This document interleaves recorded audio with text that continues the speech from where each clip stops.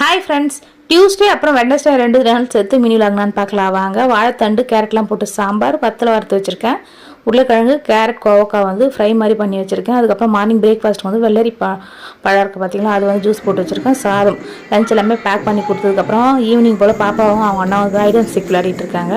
இது வந்து மறுநாள் வந்து வெட்னஸ்டே வந்து பார்த்திங்கன்னா தோசையும் உளுந்து சட்னி, அப்புறம் வந்து மதியம் லஞ்சுக்கு வந்து பார்த்திங்கன்னா முட்டை போட்டு கருவாட்டு குழம்பு, அதில் வந்து பார்த்திங்கன்னா கத்திரிக்காய், முருங்கைக்காய், உருளைக்கிழங்கு, முள்ளங்கி, தட்டைப்பயிரெலாம் போட்டு கருவாட்டு குழம்பு, பீட்ரூட் பொரியல்.